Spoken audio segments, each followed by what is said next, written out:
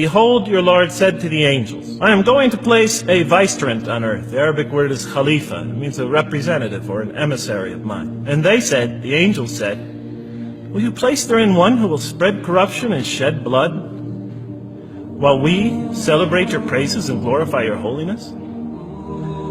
And God said, He said, "Truly I know what you do not know."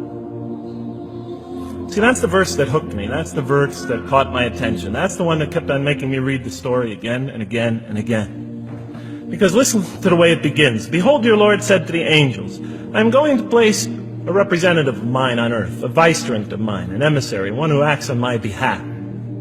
I thought, that's not the way it goes. You're not supposed to be placing man on the earth in some positive role. You place man on earth as a punishment for his sin. Clearly, I knew the author didn't quite get the point. But still, it was an amazing line. But then I come to the next line, and it says, "And the angels say, will you place therein one who will spread corruption and shed blood, while we celebrate your praises and glorify you?" I looked at it again. I couldn't believe the question. I looked at that and I said, exactly. That would be my question. Why would you create this being, supposedly for some positive role, when he's capable of doing tremendous wrongdoing?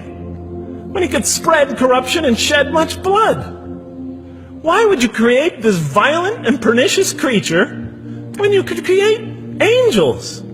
As the angels clearly say, well, we, the angels, celebrate your praises and glorify you.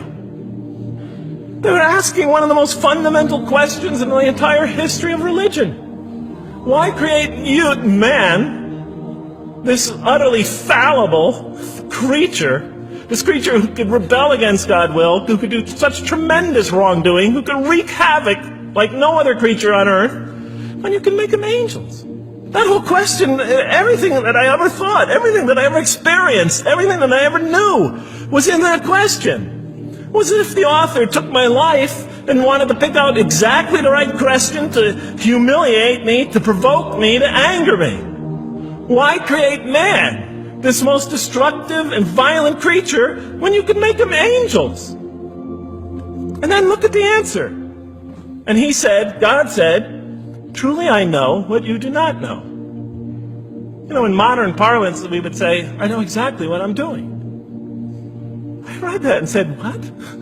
You know what you do not know? You know exactly what you're doing? Well, please inform me. Tell me what you're doing. You can't just get off that easy. You can't just tell me you know exactly what you're doing. Not after what I've been through. Not after you made me this way. And then I realized, of course, I was arguing with a God I didn't even believe in. And that would happen several times as I read through the Quran. And sometimes I would just get into so agitated by what I read, I'd start arguing with this voice that I'm reading before me, that's calling to me.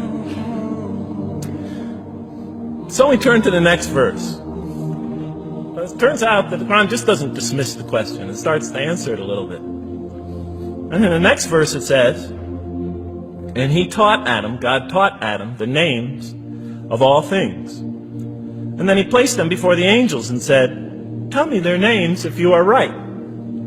So this verse is clearly referring to the previous one. But notice what it says. "And he taught Adam the names of all things." So here we see Adam is not only just a creature who knows how to name things, who's acquiring the gift of language, but he's also a learning creature. God is teaching him. Now right here, right in this verse, and it'll come even clearer in the subsequent verses, that the very first thing that the Quran is going to emphasize here is man's intellect. He is a learning creature. He is taught. And what is he taught? What is one of the great intellectual gifts he's given in response to the angel's question? The gift of language. Because through language, mankind can not only learn, but he could learn things not only through his own experience, but he could learn things that other people have experienced of times and places that are hundreds, thousands of years and miles separated from him. And so that all our knowledge becomes cumulative. Every generation learning from the generation before it. I'm learning today from authors I read from other sides of the world that may have existed 2,000 years ago. And so we all contribute to our collective learning and knowledge.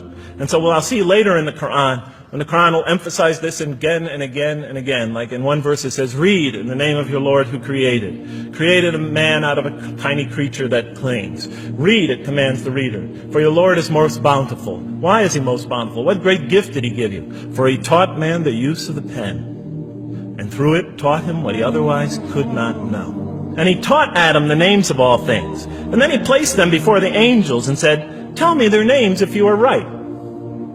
Okay, you have this objection you have this natural question about this creation of mankind. Here, this mankind is this human being, this human creature is a learning creature. He has many intellectual gifts. Here, I'm going to place these things before you. Tell me their names if you are right about man.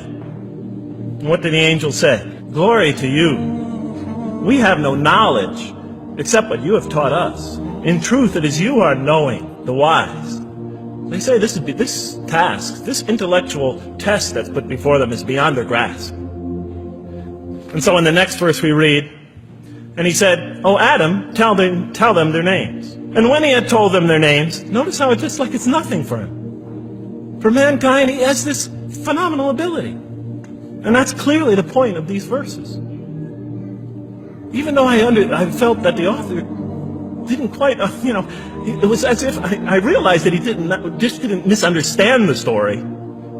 He was taking one of the great stories in the history of humankind, one of the fundamental greatest stories in the history of mankind, and molding it and using it as a vehicle for an entirely original message. And God said, did I not tell you that I know what is unseen in the heavens and the earth? And I know what you reveal and what you conceal? In other words, didn't I tell you I know exactly what I'm doing? I looked at that. What question what did they reveal and what did they conceal? Why are you all looking at me like that? You're starting to scare me. You're all looking very serious. Am I losing you? Wow. Okay. So, they revealed the sinister and evil propensities of man. But what did their question conceal? All you have to do is think about it for a minute. Human beings, yes, they could do evil. Yes, they could do wrong. Yes, they could create misery. But they could also do exactly the opposite. They could choose to do evil. They could choose to do tremendous good. They could choose to do tremendous violence. They could choose to show tremendous compassion. They could choose to live by falsehood. They could choose to live by the greatest truths. So we go on to the next verse. And behold, we said to the angels, bow down to Adam. And they bowed down. But not so Iblis. Iblis is like the father of Satan. He refused and was arrogant. He was of those who reject faith. An interesting statement. And notice why Iblis does not bow down. He refuses because he was arrogant. You know, we often hear what's the root of all evil? In the West, it's always money, greed, etc. Here the Quran says that, seems to be saying that the root of all evil is not always material wants. It's not always money, it's not always greed. At the heart of evil is arrogance. Putting yourself above all others. Of assigning to yourself special priority and neglecting the rights of others. O Adam, dwell you and your spouse in the garden, and eat freely thereof what you wish. But come not near this tree, for you will be among the wrongdoers. Then they make the mistake. But Satan caused them to slip and expelled them from the state in which they were. And we said, go all you down, some of you being enemies of others, will be adversaries of others. Some of you will be adversaries of each other, and on earth will be your dwelling place and provision for a time. Let's go back from where we started. First, mankind is being taught. We see he's an intellectual being. Then we show he's a moral being. Moral being means he's a being that's going to have to make choices. And then God gives him this choice. It's not a huge deal. It's not the gravest sin in the history of humanity by any means. It's minor by any standards. They make it, though. We see that God originally intended to put man on earth as his vicegerent. When does God finally put him on earth? What signals that he's ready to begin? He makes his first independent choice. It's not the worst deed in the history of humanity. It's minor on anybody's scale. But it shows that mankind is ready to act on his own.